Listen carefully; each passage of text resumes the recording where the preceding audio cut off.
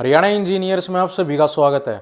आज हम HSSC draughtsman की जो आत्मा कहलाता है सब्जेक्ट, जो ड्राइंग सब्जेक्ट है, ठीक है, जिस तरह सिविल ड्राफ्टमैन नु कह सका भाई इसके अंदर ड्राइंग ना हो तो फिर वो ड्राफ्टमैन है क्या होया, तो वो वाला सब्जेक्ट स्टार्ट करने वाले हैं।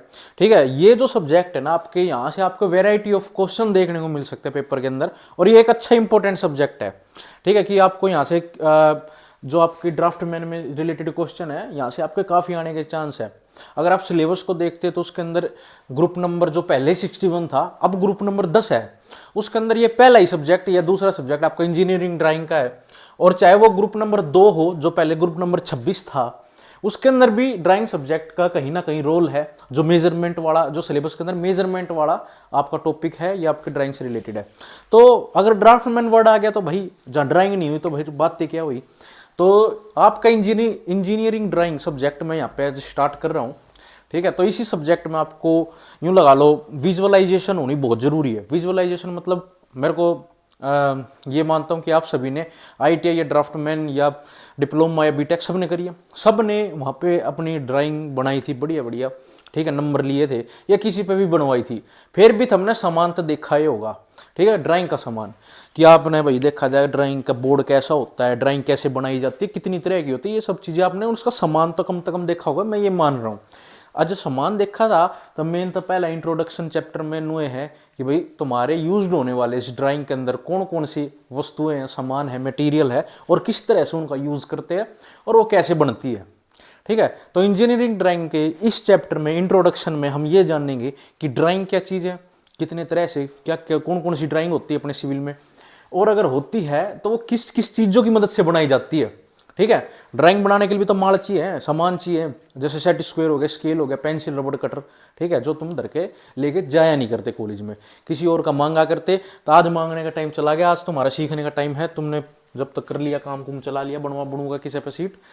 तो अब हम इस ड्राइंग के चैप्टर के अंदर सबसे पहले इंट्रोडक्शन देखेंगे, भाई ड्राइंग क्या चीज़ होती है।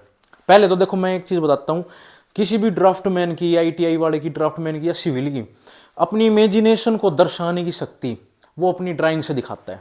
ठीक है, किसी भी इंजीनियर की इमेजिनेशन आइडियाज़ को दिखाने के लिए वो क्या करता है, ड्राइंग का यूज़ करता है। तो ड्राइंग इसीलिए बनाई गई थी कि इमेजिनेशन को क्या करा जाए, दुनिया को दिखाया जाए कि हाँ भाई मेरे दिमाग में ये आइडिया है कि मेरा मकान नू बनाएगा या ये चीज़ें ऐसी होनी चाहिए, ये इस टाइप की, वो आप कैसे दिखाओगे, ड्राइंग की मदद से दिखाओगे। तो ड्राइंग क्या है, ग्राफिकल रिप्रेजेंटेशन है इन्फॉर्मेशन की, जो आपके अंदर आइडिया आया था उसकी ग्राफिकल रिप्रेजेंटेशन है। ठीक है, मतलब सूचना का चित्रात्मक निरूपण है। ठीक है, हिंदी में बोलेंगे कि सूचना का चित्रात्मक निरूपण क्या है, ड्राइंग है। आर्टिस्ट इसमें पहले तो देखो जो स्टार्टिंग में स्टार्ट हुई थी, इंजीनियरिंग ड्राइंग हटा दें, एक आर्टिस्टिक ड्राइंग होती है। आर्टिस्टिक ड्राइंग जिसमें आपका फेस, हाव भाव या बॉडी या कोई भी जो नॉर्मल ड्राइंग बालक बोलक करें उसको बोलते हैं आर्टिस्टिक ड्राइंग। ठीक है, और इंजीनियरिंग ड्राइंग कहाँ डिफरेंस है, सारी चीज़ नाप तोल के मेजर करके आप करोगे। ठीक है, वो इंजीनियरिंग ड्राइंग कहलाएगी। मेजर तो उसमें भी होता है। ठीक है, मेजर इस चीज में कैसे, हम किसी दूसरी वस्तुओं की जो आपकी कंस्ट्रक्शन में काम आती है उसके अंदर हम बनाने की कोशिश करते हैं मेजर करके एक एक चीज को, तो वो इंजीनियरिंग ड्राइंग कहलाती है। Artistic drawing, free hand drawing, मतलब हम इसके अंदर ज्यादातर क्या होता है, फ्री हैंड बनाते हैं। फ्री हैंड मतलब सीधा स्केचिंग कर दी या कर दी। आप में से बहुत लोग ऐसे होंगे जो ड्राइंग करते हैं। ठीक है, स्केच बनाते हैं, एक दूसरे को किसी को गिफ्ट करते हैं और कुछ एक्सपेक्टेशंस करते हैं फिर गिफ्ट देके, तो वो जो गिफ्ट होता है वो एक आर्टिस्टिक ड्राइंग का एक एग्जांपल है। ठीक है, बट आपकी इंजीनियरिंग ड्राइंग आपको किसी भी आपके आइडिया को, थॉट को दिखाती है। आपकी कंस्ट्रक्शन जहाँ करना उसकी मैप वगैरह आप दिखाते हो। ठीक है, और मेजर्ड वे में, मतलब आपकी ड्राइंग से ये पता चलता है कि एक्चुअल में वो दिखने वाली वस्तु का साइज क्या होगा, आप साइज देख सकते हो। ठीक है, और वहीं आर्टिस्टिक क्या होता है, आप में से काफ़ी करते भी होंगे, बड़ी अच्छी बात है, मैं भी करता था, मैं भी एक आर्टिस्ट भी हूँ साथ साथ। ठीक है, तो ड्राइंग का मुझे भी शौक है, तो आप सब, ड्राइंग एक बहुत ही अच्छी चीज़ है। तो उस चीज़ को जो आप अपने शौक के लिए या बहुत सारे वर्क के लिए या कैसे भी फ्री हैंड करी जाए उसे हम आर्टिस्टिक ड्राइंग बोलेंगे। ठीक है, पेपर में कल को क्वेश्चन आता है यहाँ से, पूछे भाई फ्री हैंड ड्राइंग को किस कैटेगरी में बोलते हैं, आर्टिस्टिक बोलेंगे या इंजीनियरिंग ड्राइंग बोलेंगे, तो आप कहना वो आर्टिस्टिक है भाई। इंजीनियरिंग ड्राइंग क्या है, जो मेजर करके करी जाए एक एक चीज। तो measuring drawing made by instrument, instruments की मदद से। इंस्ट्रूमेंट मतलब उपकरणों की मदद से। इंजीनियरिंग ड्राइंग क्या कही, उपकरणों के बिना बनी, उपकरणों से बनी माप युक्त ड्राइंग। माप युक्त मतलब मेजर्ड ड्राइंग। ठीक है, मतलब एक एक चीज बनी हुई। हम जैसे ड्राइंग बनाते हैं, अगर मैं काफी कुछ बच्चों को पता होगा, ड्राइंग के अंदर क्या होता है, जैसे कि कोई रोड है, हमसे उन्होंने कह दी भाई इस रोड की ड्राइंग तुम्हें बनानी है या सीट बनानी है। अगर ये रोड 1 किलोमीटर लंबा है तो तुम सीट 1 किलोमीटर लंबी लाइन थोड़ी मारोगे। हम वो 1 किलोमीटर की जगह हम उसे स्केल की मदद से छोटा कर देते हैं। हम मानते हैं चल भाई 1 किलोमीटर इज इक्वल टू में 10 सेंटीमीटर, तो हम अपनी सीट को 10 सेंटीमीटर की लाइन बनाएंगे। ठीक है, तो हमने यहाँ पे स्केल का यूज करा, पर और हम उस सीट के कोने पे लिख देते हैं भाई इसके अंदर स्केल है कि 1 किलोमीटर इज इक्वल टू में 10 सेंटीमीटर। तो सारी चीजों को उसी तरीके से देखना है हमें। ठीक है, तो हम ड्राइंग के अंदर मेजर्ड, हमें एक्चुअल चीज का भी पता लगता है इंजीनियरिंग ड्राइंग से कि वो एक्चुअल में भी कितनी बड़ी है कितनी छोटी है, हम साइज मेजर कर सकते हैं। ठीक है, engineering drawing is a language of engineer. वो मैंने स्टार्टिंग में तुम्हें बताया ना, इंजीनियर की भाषा क्या है, एक इंजीनियर अपने आइडिया को कैसे दिखा सकता है, वो ड्राइंग की मदद से दिखा सकता है। ठीक है, help to express imagination with accuracy and precision, अपनी आइडियाज को, अपनी सोच को दिखाने की शक्ति ड्राइंग के अंदर होती है। ठीक है, उसके बाद कितनी तरह की इंजीनियरिंग ड्राइंग होती है। सबसे पहले आपकी ज्योमेट्रिकल ड्राइंग है, जो आपकी 2D और 3D। ज्योमेट्रिकल ड्राइंग मतलब हो गया, जैसे कि स्टार्टिंग में आप पढ़ते हो ज्योमेट्री, रेक्टेंगल, ट्रायंगल। ठीक है, ये आपके ये हो गया रेक्टेंगल, ये हो गया ट्रायंगल, ये हो गया सर्कल, ये सब ज्योमेट्री है। इन सब चीजों से बनी हुई ड्राइंग। ठीक है, 2D प्लेन में देख रहे हो, 3D मतलब ये 3D में आपकी इमेज। ठीक है, आप इसको 3 डायमेंशन में देख सकते हो, ये 2D इमेज बनाई मैंने। 2D के अंदर क्या होती है देखो, अब कई बच्चों को नहीं पता, उनको मैं बता दूं ध्यान से। 2D मतलब क्या हो गया, जिसके अंदर दोनों डायमेंशन है। 2 डायमेंशन कौन सी, जिसमें वो 2 चीज मेजर कर पा रहे हैं। जैसे कि 2 डायमेंशन में 2 एक्सिस होते हैं, एक होता है एक्स एक्सिस, एक होता है वाई एक्सिस। ठीक है, इसे बोलते हैं हम 2D। अगर मैं 3D की बात करूं तो यही 3 एक्सिस हो जाते हैं, एक्स एक्सिस,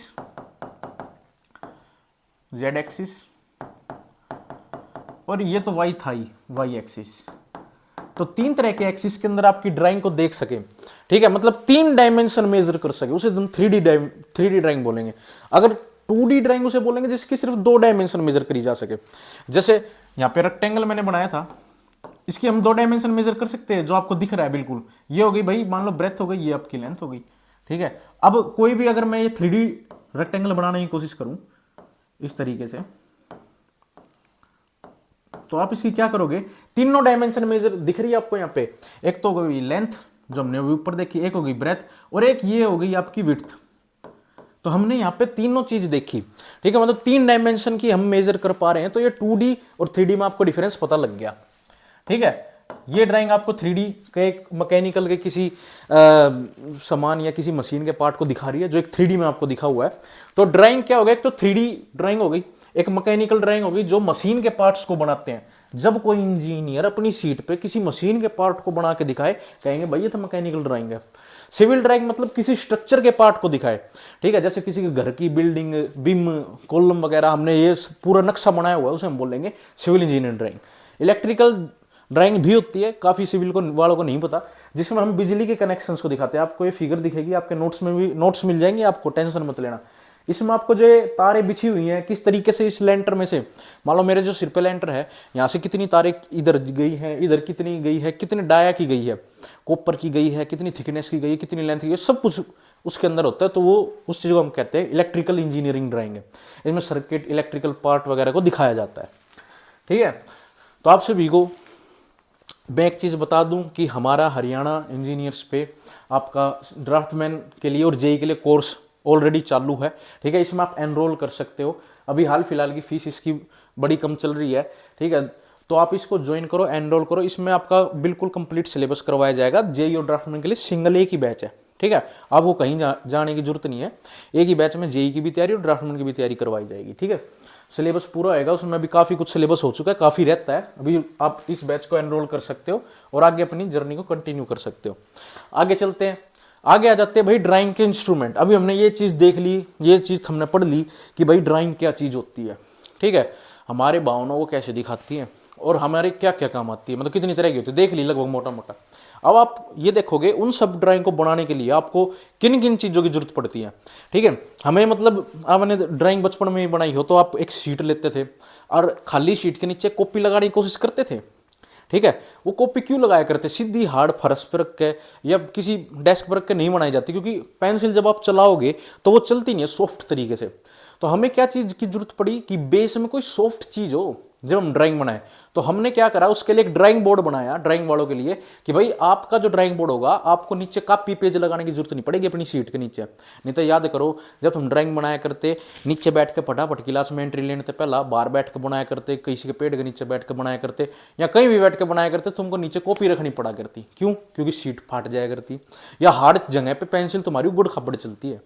तो उस चीज के लिए क्या करा था, तुम्हारे लिए रखे तो थे कि भाई कॉलेज में तुम्हारे लिए ड्राइंग बोर्ड रखे थे, पर तुमने वे कभी यूज नहीं करे। ठीक है, तो तुमने यूज नहीं करे तो उसका काम क्या था, ये एक सॉफ्ट बेस देना, तुम्हारी ड्राइंग की सीट के नीचे एक सॉफ्ट बेस देना कि तुम्हें कल को इसके नीचे कागज कुगज कुछ लगाना ना पड़े। तो ये सॉफ्ट बेस कैसे दिया जाएगा, जब इसके अंदर सॉफ्ट वुड होगी। तो ये जो आपका ड्राइंग बोर्ड है ऑब्वियस सी बात है तुम्हारा सॉफ्ट वुड का होगा, मतलब कि नरम वुड का। ठीक है, तो ये जो आपका बोर्ड होता है इसके अंदर हम ऐसी वुड का यूज करेंगे जो आपके शीट के नीचे कुशन का काम करे। ठीक है, तो ये जो बोर्ड होते हैं ये रेक्टेंगुलर शेप का होता है पहली बात तो। ठीक है, और दूसरी बात ये वेल सीजनड सॉफ्ट वुड का बना होता है, जो ये स्ट्रिप्स लगी है। ठीक है, इनको क्या बोलेंगे, जो इस तरीके से देखो ऐसे, अगर मैं इसका डायग्राम बनाऊं तो आप अगर डायग्राम देखोगे तो इस तरीके से दिखेगा।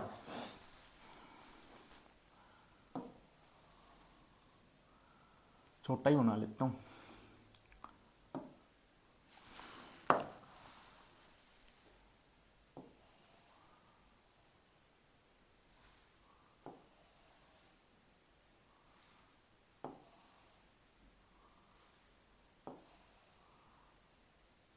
मान लो आपके ये जो इस तरीके से आपकी हॉरिजॉन्टल लगी होती है इनको बोलते हैं हम स्ट्रिप्स।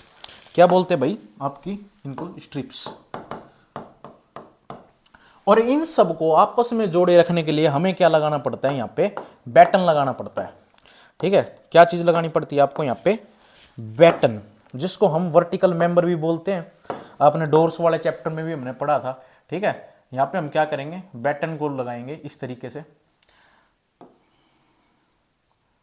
ठीक है, ये दो बैटन आपको लगे मिलेंगे, जैसा आप इस 3D इमेज में भी रियल इमेज में भी देख पा रहे हो। जो ये वाला आपका पार्ट है जो इस तरीके से ये लगा हुआ है, ये आपका क्या है, बैटन है। इसको मैं क्या बोलूंगा, दो बैटन्स।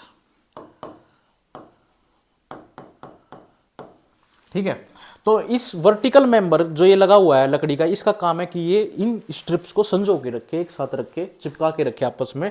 और ये आपका ड्राइंग बोर्ड इस तरीके से इसका स्ट्रक्चर होता है।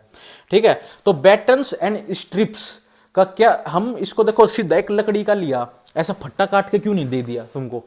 ठीक है, सॉफ्ट वुड का फट्टा करके क्यों नहीं दिया, वो इसलिए नहीं दिया क्योंकि जब हम इसको स्ट्रिप्स और बैटन की फॉर्म में बनाते हैं ना, तो ये श्रिंकेज नहीं करता। लकड़ी ठंड में या गर्मी में श्रिंक होती है, सुकड़ती है और बढ़ती है। ऐसे में तो तुम कल को उस पर शीट रख के बनाओगे, कदम बढ़ रही है कदम घट रही है, तुम्हारा पतन हो जाएगा। तो हम क्या करते हैं, इस ड्राइंग बोर्ड को इसीलिए स्ट्रिप्स और बैटन में बनाया गया कि इसकी डायमेंशन है ये चेंज नहीं होती है, बहुत कम होती है, माइनर। ठीक है, जो नेग्लिजिबल होती है। तो स्ट्रिप्स और बैटन के फॉर्म में बनाने का इस बोर्ड को फायदा ये था कि ये सुकड़ता नहीं है। ठीक है, ये गर्मियों में फैलता नहीं है, ये सर्दियों में सुकड़ता नहीं है, ये अपनी पोजीशन में अपनी शेप में रहता है, जो इसका फिक्स शेप है।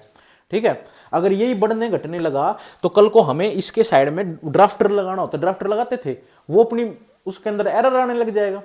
तो इसीलिए हमने क्यों, कोई कल को तुमको नहीं पूछ ले भाई हमने वो बैटन और भाई स्ट्रिप्स की फॉर्म में क्यों बनाया है। ठीक है, तुम बता सकते हो क्योंकि भाई ये रैपिंग से बचाने के लिए, मतलब सुकड़ने से। ठीक है, मुड़ने से, सुकड़ने से या टिल्टिंग डायगोनल स्ट्रिप क्रैक्स आने की वजह से हमने इसको किसमें, बैटन और स्ट्रिप्स की फॉर्म में बनाया। ठीक है, और जो इसका दूसरा एज होता है, जो इस एक साइड में लेफ्ट साइड में इसका जो एज होगा, जो इस आपके ड्राइंग बोर्ड में ये जो लेफ्ट साइड होती है, इस साइड में आपका क्या लगाते हैं, टी स्क्वायर लगाने का खांचा होता है, जिसे हम हिंदी में खांचा बोल लेंगे। ठीक है, इस साइड होता है जो नीचे होता है, जहाँ पे ड्राफ्टर भी मूव करता है। ठीक है, जब हम ड्राफ्टर लगाते हैं, बात आगे समझ में, तो one edge is working edge for the T square. एक एज जो होता है, एक किनारा जो होता है, वहां पे टी स्क्वायर को वर्क करने के लिए छोड़ा जाता है।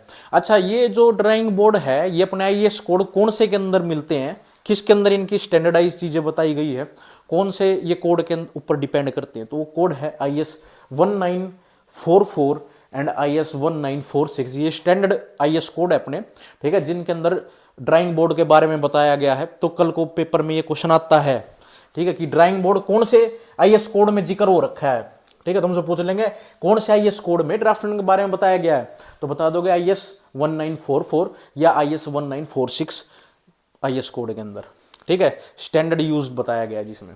तो आपको ये समझ में आ गई इसके अंदर कौन सी वुड करते हैं, seasonal soft wood strips use करते हैं इसमें, सॉफ्ट वुड स्ट्रिप्स, ये चीज याद रखना।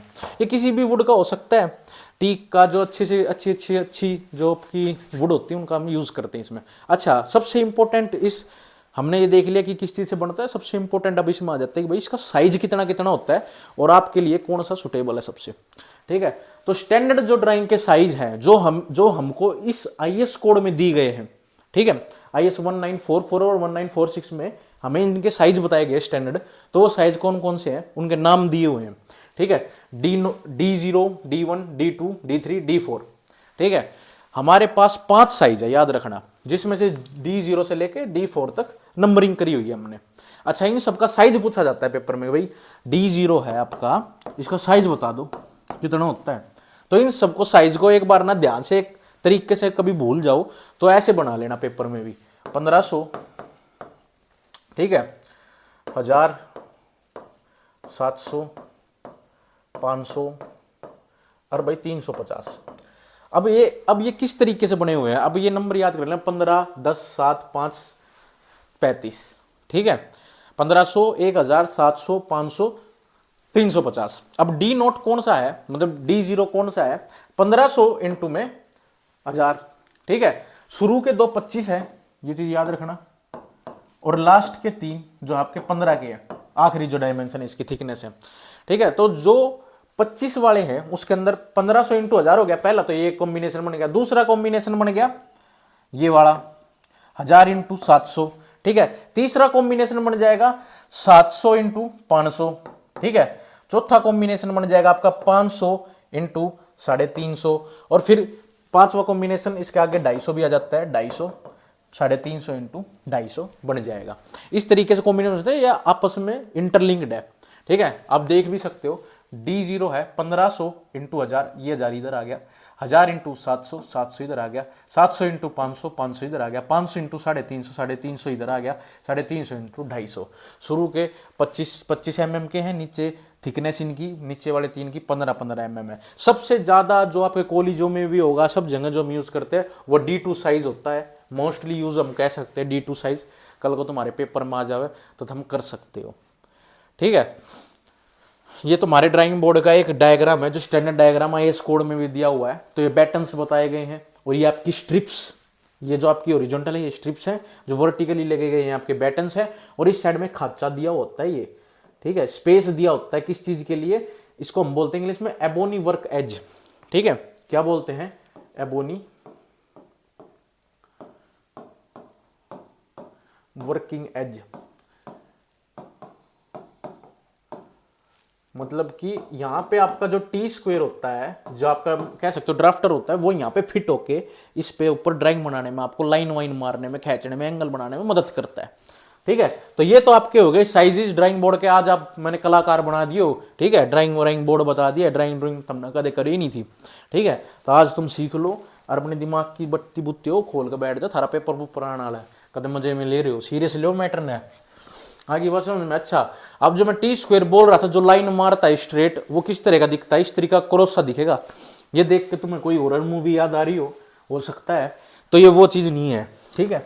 तो ये आपकी ड्राइंग शीट के अंदर क्या होता है, आपकी लाइन बनाने में मदद करता है। अब लाइन कैसी बना सकता है, ये चीज याद रखना, लाइन हमेशा ये स्ट्रेट लाइन बनाता है जो 90 डिग्री पे बनानी हो, ठीक है। जो इसका ये हम बोलते हैं, इसको क्या बोलते हैं, इसको ब्लेड, याद रखना। ये T² है, और T² का ये वाली जो साइड होती है ये 90 डिग्री होती है ऊपर वाले के, और इस वाली साइड को हम बोलते हैं ब्लेड। अच्छा, एक खास बात और बताऊं, ये जो T² होता है ना, इसके जैसे हमने ड्राइंग बोर्ड का साइज देखा था D0, D1, D2, D3, वैसे T² का भी साइज होता है। वो किस पे डिपेंड करता है, जैसे T0, T1, T2, T3, वो डिपेंड करता है इस ब्लेड की लेंथ पे। जितना बड़ा होगा उतना बड़ा T² का साइज कहलाएगा, ठीक है। मैं बता देता हूं, एक्स्ट्रा मैंने लिखा नहीं हुआ, पर आप इस चीज को समझो। ब्लेड की लेंथ पे यहां मैं लिख देता हूं, ब्लेड की लेंथ पे आपका क्या डिपेंड करता है, साइज ऑफ टी स्क्वेयर। कल को कोई पूछ ले साइज ऑफ टी स्क्वेयर कैसे फाउंड आउट करते हो आप, तो वो ब्लेड की लेंथ पे डिपेंड करता है। ठीक है, तो सबसे पहली बात, ये बना किस चीज का होता है भाई, ये टीक का बना होता है। ठीक है, टीक का, मैगोनी का, प्लास्टिक का भी हो सकता है। आजकल प्लास्टिक का काफी यूज होते हैं और हमने भी शायद प्लास्टिक का यूज करा होगा, आपने भी प्लास्टिक का करा होगा। वैसे टीक या मैगोनी हार्डवुड का यूज करते हैं, जो भाई अपने इस एंगल को खराब ना करे। ये 90 डिग्री का एंगल होता है। अच्छा, stock and blade at the right angle, इसको बोलते हैं स्टोक। ये वाली साइड कौन सी है, स्टोक है।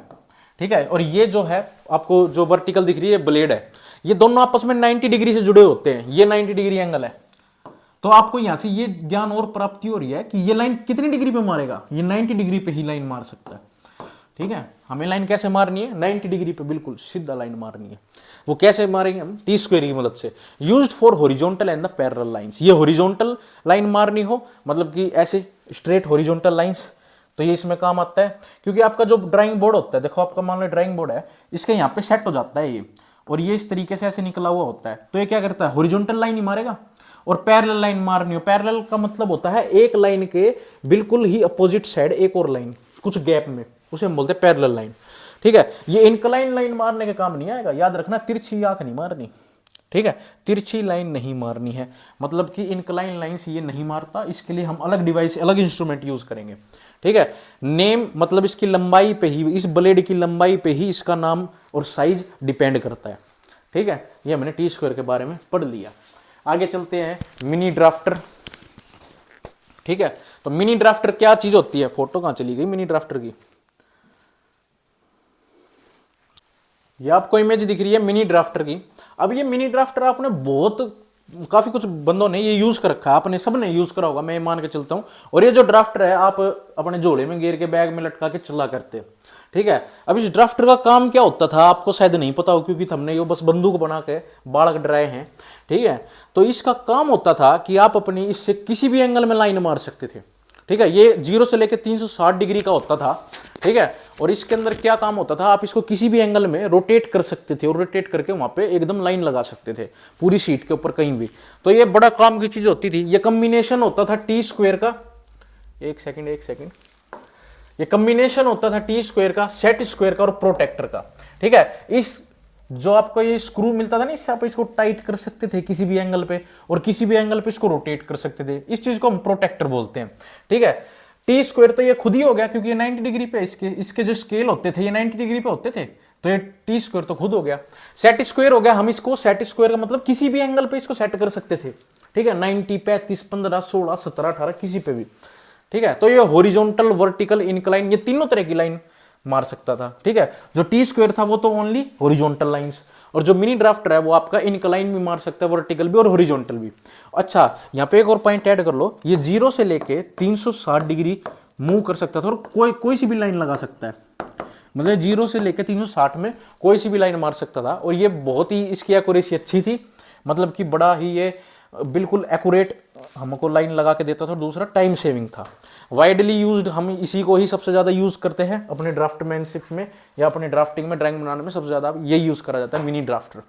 ठीक है, आगे चलते हैं, आगे आ जाता है भाई आपका प्रोटेक्टर। प्रोटेक्टर क्या चीज होती है आपको दिख गया होगा, और ये सब आपने सर्कल मास्टर बोलते थे मेरे ख्याल से उस टाइम पे, ये सब एक प्रोटेक्टर की कैटेगरी आती है। प्रोटेक्टर का मतलब इनक्लाइन लाइन जो मार सके। ठीक है, मेन तो इसको किस लिए बनाया गया था कि सर्कल्स ड्रॉ कर सके हम, मेन इंक्लाइन लाइंस बना सके। पहले क्या होता था, ड्राफ्टर नहीं था।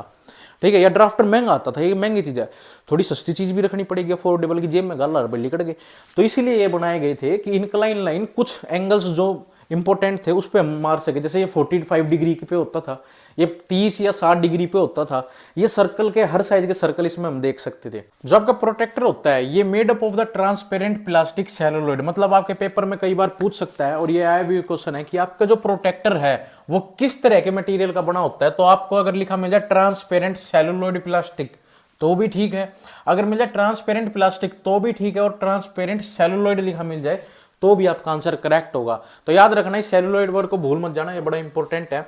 दूसरा, ये किसी भी शेप में हो सकता है, जैसे सर्कुलर हो गया, आपका सर्कल मास्टर कहलाता था, सेमी सर्कुलर हो गया, या फ्लैट शेप में हो गए जो आपको दिख रहे हैं, इस टाइप में ये कई बार काम आते हैं। और दूसरी चीज देखो, इस इमेज में आप एक चीज और देख सकते हो, ठीक है, कि ये जो आपके प्रोटेक्टर है इसके बीच में ये एससी शेप होती है। ये क्यों होती थी कि आप मान लो आपने एक ये लाइन मारी इससे 45 डिग्री, और यहाँ पे आपने मारी एक दूसरी लाइन, और अब यहाँ पे आप कोई ऐसा स्ट्रक्चर बना रहे हो जिसमें यहाँ पे कर्व है, तो आप इन शेप्स की मदद से यहाँ पे कर्व बना सकते थे। मान लो कुछ इस तरह की कर्व बनानी थी, आपने रख के यहाँ पे मार दी, तो ये किस लिए काम आते थे? कर्व्स वगैरह को बनाने के लिए इसके बीच में शेप्स दी होती थी, ठीक है। इस चीज को भी कुछ कहते हैं, मैं आगे बताऊंगा, स्पेशल से अलग से टॉपिक है इसका, ठीक है। तो ये चीज होगी आपकी प्रोटेक्टर की, आपको पता लग गया। ये ट्रांसपेरेंट मतलब मोस्टली प्लास्टिक के होते हैं, इनको लकड़ी वगैरह का नहीं बनाया गया।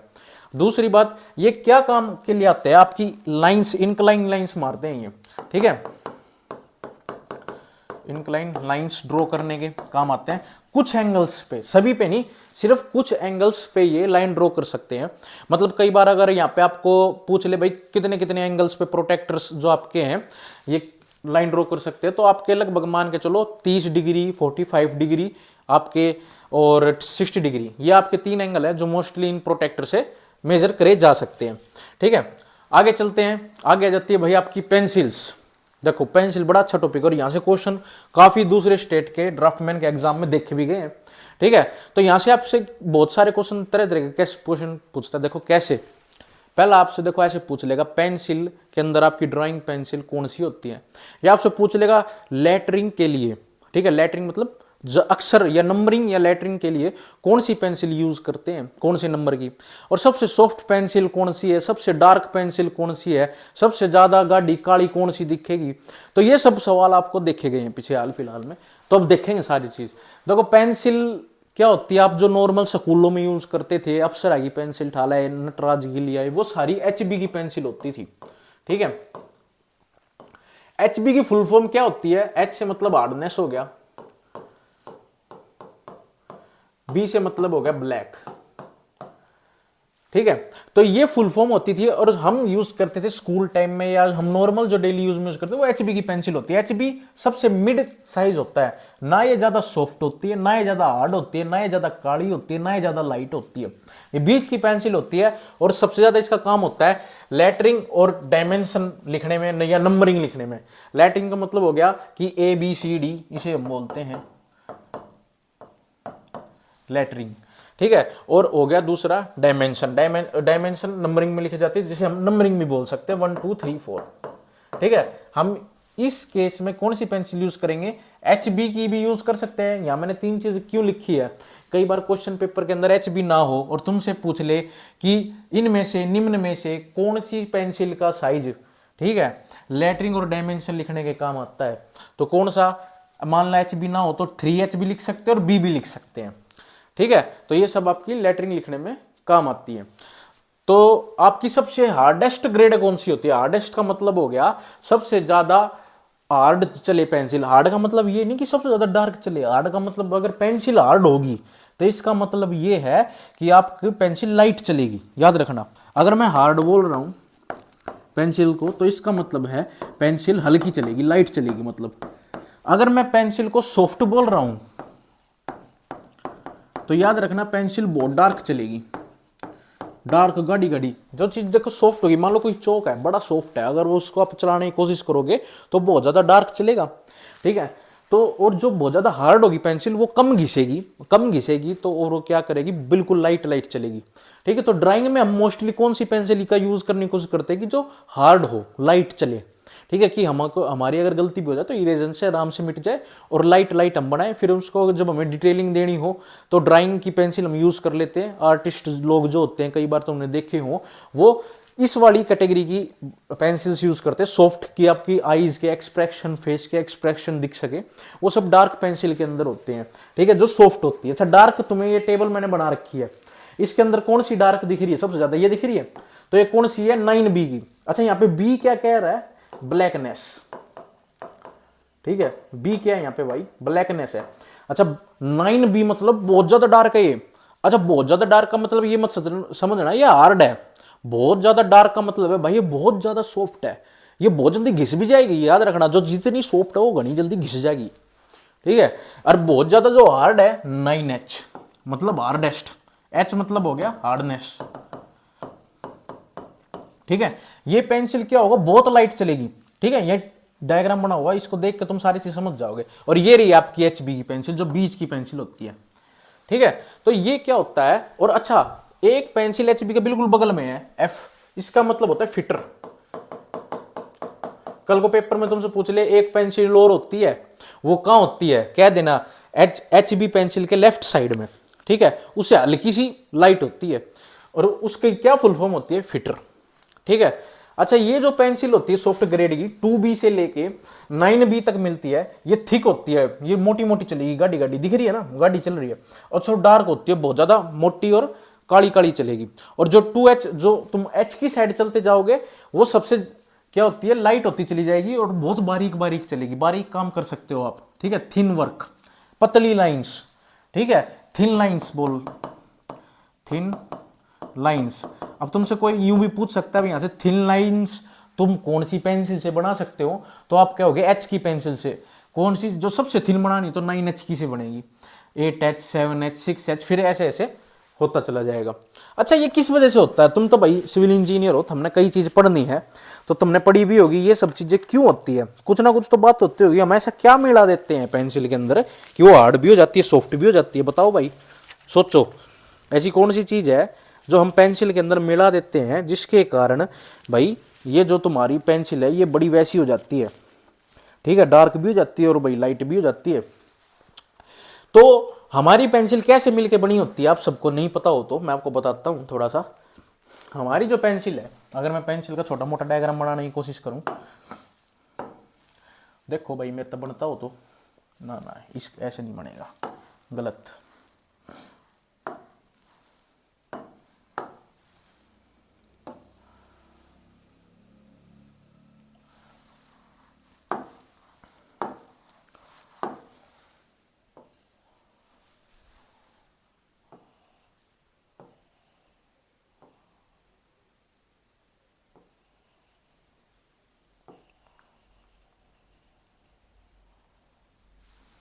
ठीक है, कुछ इस तरीके से होती होगी मेरे ख्याल से।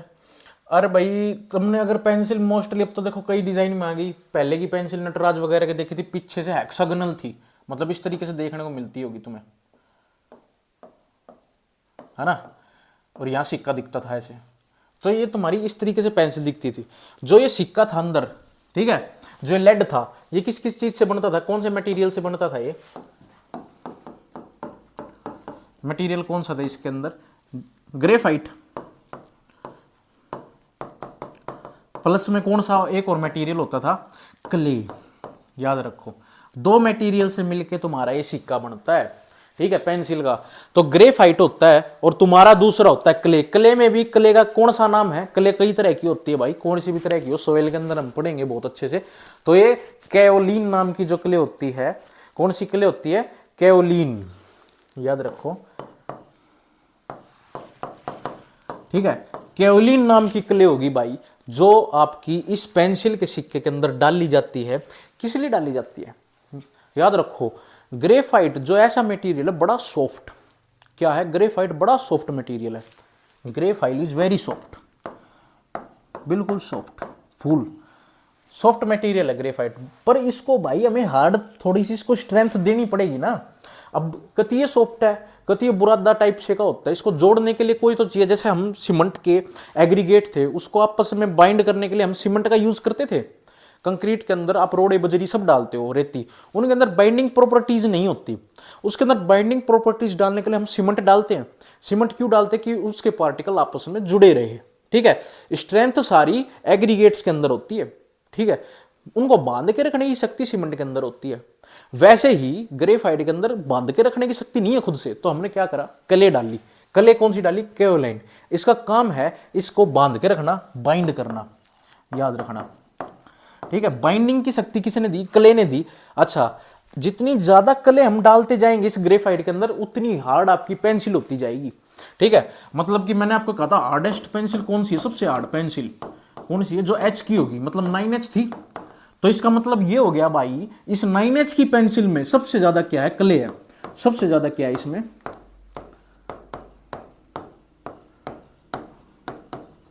सबसे ज्यादा क्ले है इसमें, ठीक है। सबसे ज्यादा कौन सी क्ले, केओलाइन क्ले है।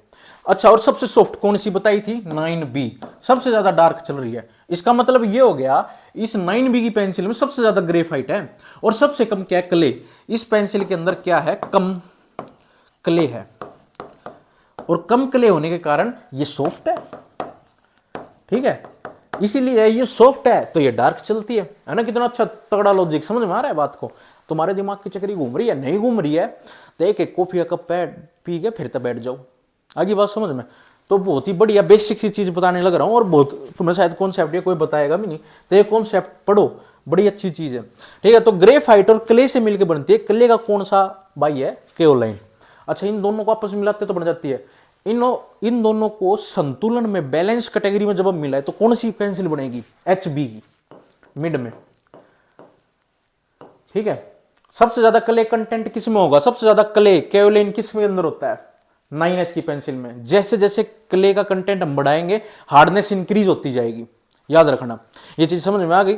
हमने पेंसिल को बहुत अच्छे ढंग से पढ़ लिया है। अच्छा, इसमें कोई रहता नहीं क्या, देखो ग्रेड हमेशा पेंसिल के अंदर अगर क्वेश्चन आएंगे तो ग्रेड से रिलेटेड आएंगे कि भाई 9H, 9B, 2B, 2, 3। हमारी ड्राइंग पेंसिल्स जो होती है वो H की कैटेगरी की होती है, हार्ड कैटेगरी की, कि हमारी गलतियां कम से कम हो, अगर हो तो हमें उसे अच्छे से इरेज कर पाए, इसलिए हम हार्ड पेंसिल का यूज करते हैं। और स्केचिंग में, हमें आउटलाइनिंग में या कोई भी चीज डार्क करनी है तो हम सॉफ्ट पेंसिल का यूज करेंगे, B वाली पेंसिल्स का, ठीक है। अच्छा, इसके अलावा जो भैया आर्टिस्ट होंगे, क्या इनमें से, अब हमारे में से काफ़ी लड़कियां ड्राइंग का भी शौक रखती होंगी, तो वो उनको पता होगा एक और पेंसिल होती है चारकोल पेंसिल, ठीक है। मैंने भी काफ़ी यूज़ करी, क्योंकि मैं तो ड्राइंग बनाता ही हूँ। तो वो चारकोल पेंसिल ना इस 9B की पेंसिल से भी ज़्यादा डार्क होती है, ठीक है। वैसे आपके पेपर में नहीं आएगा, जनरल नॉलेज के लिए बता रहा हूँ। ये जो 9B की पेंसिल से भी एक होती है चारकोल पेंसिल, चारकोल पेंसिल। ये चारकोल पेंसिल जो होती है ना, ये एक्चुअल में क्या होता है कि जो स्केच वगैरह हम बनाते हैं, उसमें हेयर्स बनाते हैं, ठीक है, या उसमें कोई भी जो सबसे ज़्यादा डार्क चीज़ें होती है, एक्सप्रेशंस होते हैं, आईब्रोज की आउटलाइंस होती है, तो ये सब हम चारकोल पेंसिल से बनाते हैं, जिसके बहुत ही अच्छी शेडिंग आती है, ठीक है। तो काफ़ी कुछ मेरे मित्र इसके अंदर ड्राइंग वाले हो, तो उनको समझ में आ रहा होगा मैं क्या बताने की कोशिश कर रहा हूँ, ठीक है। आगे चलते हैं, आगे जाते हैं भाई। देखो ड्राइंग शीट्स के बारे में देखेंगे भाई। ड्राइंग शीट भी कई तरह की होती है, ठीक है। ड्राइंग शीट का तुम्हें पेपर में यूं पूछ सकता है, भाई फलाने नंबर A2, A3 साइज का क्या साइज है, कितने mm की होती है। तो याद रखो, A0 से स्टार्ट होती है, A4 तक जाती है, ठीक है। A4 कौन सी शीट होती है, दिखाता हूं तुम्हें, नहीं देखी हो तो कदे। ये वाली जो शीट है, अपनी प्रिंटर वाली शीट, ये क्या है, तुम्हारी A4 साइज शीट है, जिससे तुम बोलते हो हाँ भी A4 साइज शीट। अगर मैं इसी शीट का डबल कर दूं, ऐसे करके मैं इस शीट का ऐसे कर देता हूं, तो बताओ कौन सी शीट बनेगी। ये बन गई तुम्हारी A3 साइज शीट, दिख रही है, ये होगी तुम्हारी A3 साइज शीट। अगर मैं इसी A3 साइज शीट का एक इधर थी और एक ऊपर और कर दूं, इसका डबल कर दूं, 4 पन्ने लगा दूं, 2 ऐसे 2 ऐसे, तो कौन सी बनेगी, A3 का डबल हो जाएगा तुम्हारा A2। अगर मैं A2 का डबल कर दूंगा तो क्या बन जाएगी, A1 शीट बन जाएगी। अगर A1 का डबल कर दूंगा तो A0 शीट बन जाएगी। बिल्कुल ईजी। ये भी ड्राइंग बोर्ड की तरह इसका जो साइज है वो ऐसे ही करता है मैच। A0 का साइज होता है 841 से लेके 1189 mm, ठीक है। और A1 का साइज होता है ये 841, इधर आ जाएगा 9594 इंटू 841 mm। A2 का साइज होता है 420 इंटू 594 mm। A3 का साइज होता है 297 से लेके 420 mm। A4 का साइज होता है 210 इंटू 297 mm, ठीक है। तो ये तुमको साइज दिए हुए हैं, इनको याद कर लेना, देख लेना, 2-3 बार पढ़ोगे तो याद हो जाएगा। इसकी भी तुम सीरीज बना सकते हो, ठीक है, इस तरीके से 1189, ठीक है, 841 594 420, ठीक है, 297 और 210 बन गई। इस सीरीज को देख लेना। इन दोनों का कॉम्बिनेशन A0, इन दोनों का combination A1, A2, A3, A4। आ गया समझ में, ठीक है, इजी था। और सबसे ज्यादा कौन सी यूज करते हैं, जो हम अपने ड्राइंग में यूज करते हैं, जो तुमने कॉलेज में करी थी, कितने करी थी, तो वो A2 साइज होती है भाई सीट। A2 साइज की सीट तुमने यूज करी थी, ठीक है। और अनट्रिम्ड सीट किसे कहते हैं, ठीक है। अनट्रिम्ड का साइज होता है 30 mm मोर देन ट्रिम्ड। ये ट्रिम्ड साइज था, अगर मैं पूछ लूं अनट्रिम्ड का साइज तो उसमें 30 mm प्लस कर देना, ठीक है। इसमें 30 mm प्लस हो जाएगा, वो तुम्हारा क्या कहलाएगा, अनट्रिम्ड साइज। अनट्रिम्ड का मतलब बॉर्डरलेस बोल सकते हो आप, जिसमें बॉर्डर ना हो, ठीक है। ये तो तुम्हारे हो गए ड्राइंग शीट के स्टैंडर्ड साइज, जो जिसमें तुम अपनी ड्राइंग वराइंग बनाते थे या किसी होगी ड्राइंग बनाते हो, ठीक है। या तुमने ड्राइंग ना भी बनाई हो अपने ड्राफ्टमैन की या ITI की या डिप्लोमा की क्लासेस में, तो आज तुम सीखने का मौका मिल रहा है, सीखो बहुत अच्छे ढंग से। और क्लास कैसी लगी कमेंट सेक्शन में बताना, कोई कमी लगी हो तो भी बता देना भाई कि भाई तना ये चीज़ें अच्छे से नहीं पढ़ाई मेरे को। बाकी इसके अंदर हम आगे चलेंगे, काफ़ी कुछ इसमें रहता है। हम इसके बाद स्केल्स को पढ़ेंगे, स्केल्स कितने तरह के होते हैं, स्केल कैसा दिखता है देखेंगे, ठीक है। और आपको बड़े अच्छे विजुअलाइज तरीके से ये क्लास मैंने करा दी। अगर आपको किसी को कोर्स लेना है तो आप ले सकते हो, बड़ा अच्छा कोर्स है, मैंने तैयार कराया, हमने हरियाणा इंजीनियर की तरफ से तैयार करवाया गया है। और आपको बड़े ही जायज रेट में दोनों JEE और ड्राफ्टमैन की तैयारी एक ही कोर्स में मिलेगी। ड्राफ्टमैन को खाली ड्राफ्टमैन की करनी तब भी आपको यही लेना पड़ेगा, खाली JEE करनी तब भी यही। आपको यहाँ सारे subject with test series in Hindi and English both language, आपको यहाँ पे टेस्ट सीरीज दोनों लैंग्वेज में मिलेगी। और ड्राफ्टमैन की क्लासेस आपको बायलैंग्वेज मिलेगी, जैसे आपको आज मिल रही है। आगे बात समझ में, तो राम राम सभी को। घना टाइम वेस्ट तुम्हारा करेंगे नहीं, लगभग क्लास इतनी करेंगे। और आगे नेक्स्ट क्लास के लिए रेडी रहो और ऐप पे ज्वाइन कर लो।